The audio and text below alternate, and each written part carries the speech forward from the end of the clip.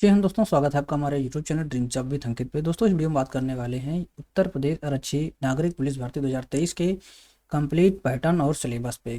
क्या पैटर्न रहने वाला है और क्या क्या सिलेबस में पूछा जाएगा, डिटेल में हम डिस्कस करेंगे। तो चलिए शुरू करते हैं।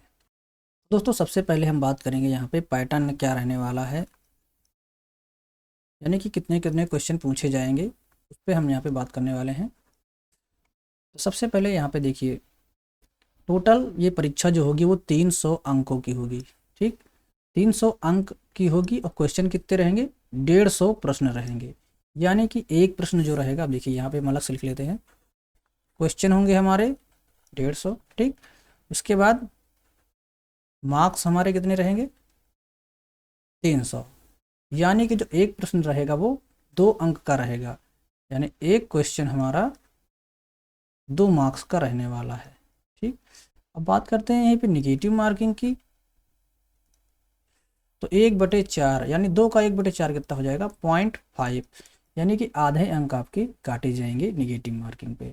ठीक, और टोटल पेपर जो आपका होगा, 150 क्वेश्चन आपके यहाँ पे 4 पार्ट में डिवाइड रहेंगे। देख सकते हैं यहाँ पे 4 विषय हैं, सामान्य ज्ञान, सामान्य हिंदी, उसके बाद संख्यात्मक एवं मानसिक योग्यता यानी मैथ, और उसके बाद यहाँ पे मानसिक अभिरुचि और बुद्धि लब्धि एवं तार्किक क्षमता यानी कि रीजनिंग। तो 4 पार्ट में आपका टोटल यहाँ पे डिवाइड होगा।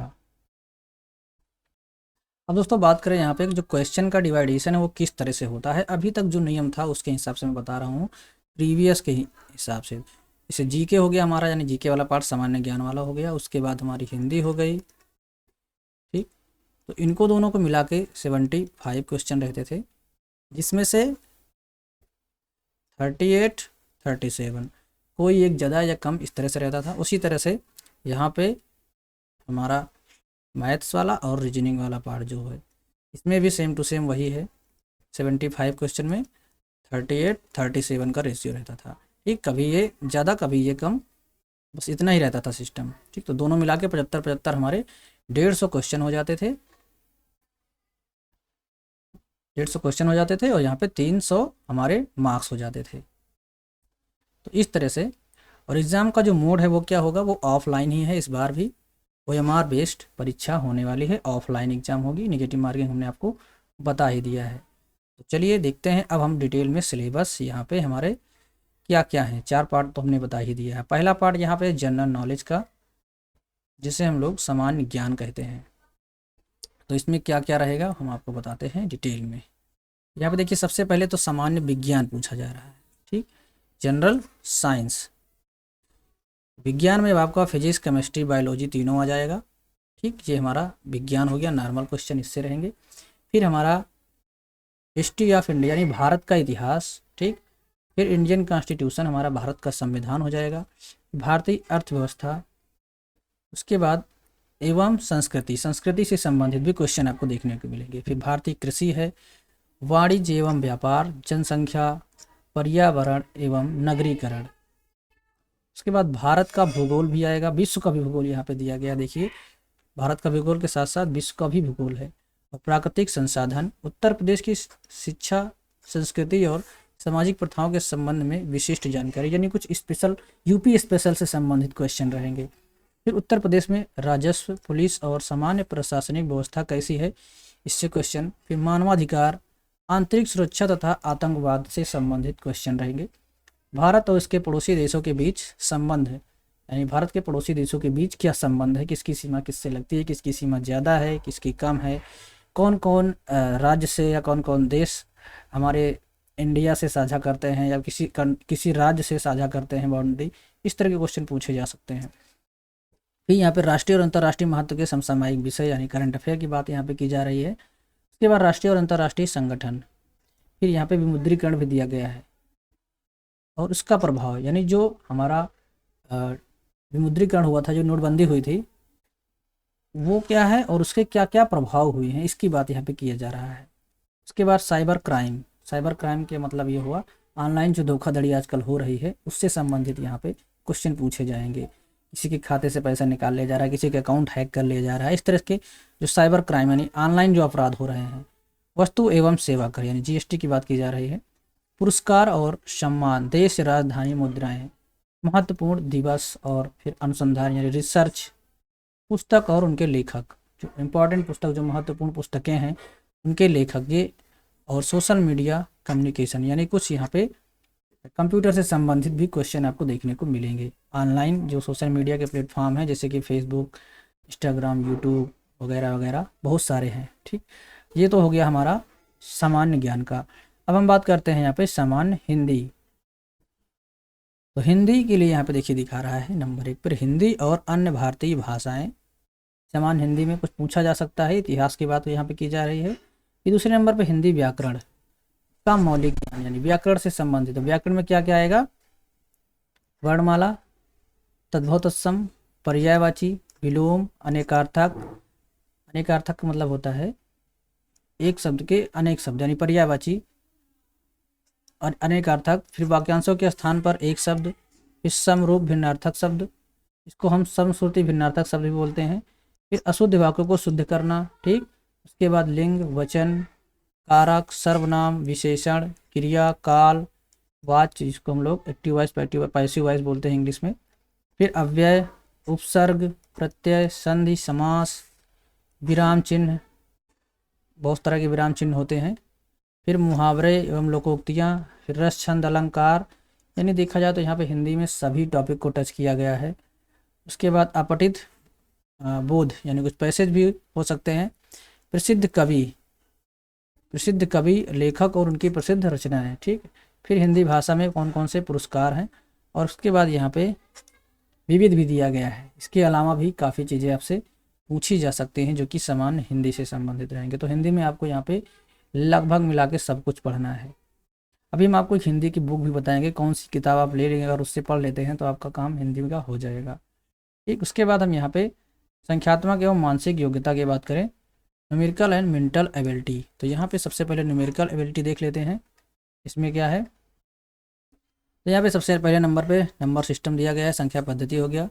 सिंप्लीफिकेशन, जिसको सरलीकरण बोलते हैं। डेसिमल फ्रैक्शन यानी दशमलव और भिन्न।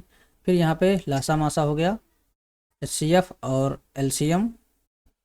फिर यहाँ पर रेशियो एंड प्रोपोर्शन यानी कि अनुपात और समानुपात। परसेंटेज, प्रॉफिट लॉस, डिस्काउंट, छूट। फिर इसके बाद यहाँ पे simple interest, compound interest, partnership यानी साझेदारी जो होती है, भागीदारी। फिर average, time and work, time and distance. ठीक, usages of table and graph यानी सरणी और ग्राफ का क्या कैसे प्रयोग किया जाएगा। फिर मेंसुरेशन भी दिया है, arithmetic, computation and other analytical function यानी अंगणितीय संगणना एवं अन्य विश्लेषणात्मक कार्य। और इसके बाद इसमें भी मिसलिनियस दिया गया है, यानी इसके अलावा भी आपसे मैथ में काफ़ी चीज़ें पूछी जा सकती हैं। तो यहाँ पे मैथ का भी लगभग सभी टॉपिक को कवर किया जा रहा है। ठीक, उसके बाद मानसिक योग्यता यानी मेंटल एबिलिटी में क्या है, लॉजिकल डायग्राम, तार्किक आरेख आपसे पूछा जा सकता है। ठीक, संकेत संबंध विश्लेषण। फिर प्रत्यक्ष ज्ञान बोध, वर्ड फॉर्मेशन टेस्ट, कैसे शब्द बनाया जाएगा। लेटर एंड नंबर की सीरीज पूछी जाएगी, वर्ड एंड अल्फ़ाबेट एनोलॉगी। ठीक, फिर इसके बाद कॉमन सेंस टेस्ट, व्यवहारिक ज्ञान परीक्षण। फिर डायरेक्शन सेंस टेस्ट, दिशा ज्ञान परीक्षण, किस दिशा में कौन घुमा रहा है। ठीक, उस तरह से जो जैसे रहता है। फिर लॉजिकल इंटरप्रिटेशन ऑफ डाटा, आंकड़ों का तार्किक विश्लेषण। फोर्सफुलनेस ऑफ आर्गुमेंट यानी प्रभावी तर्क। फिर डिटरमाइनिंग इम्प्लाइड मीनिंग, अंतर्निहित भावों का विनिश्चय करना। तो इतना यहाँ पे हमारा मैथ वाला पोर्शन हो गया है। अब हम आज देखते हैं यहाँ पे रीजनिंग का पोर्शन क्या है। रीजनिंग वाले में देखिए यहाँ पे मानसिक अभिरुचि यानी मेंटल एप्टीट्यूड में, एप्टीट्यूड टुवार्ड द फॉलोइंग, निम्नलिखित के प्रति दृष्टिकोण क्या क्या है। पब्लिक इंटरेस्ट, ठीक, उसके बाद कानून एवं शांति व्यवस्था, सांप्रदायिक सद्भाव, फिर अपराध नियंत्रण, विधि का शासन, फिर अनुकूलन की क्षमता, व्यवसायिक सूचना बेसिक स्तर की, उसके बाद पुलिस प्रणाली, ठीक, समकालीन पुलिस मुद्दे एवं कानून व्यवस्था, फिर व्यवसाय के प्रति रुचि किस तरह से है, मानसिक दृढ़ता, अल्पसंख्यकों एवं अल्पाधिकार वालों के प्रति संवेदनशीलता, ठीक, लैंगिक संवेदनशीलता। फिर यहाँ पे कुछ IQ से संबंधित क्वेश्चन रहेंगे, इसको भी जरा देख लेते हैं।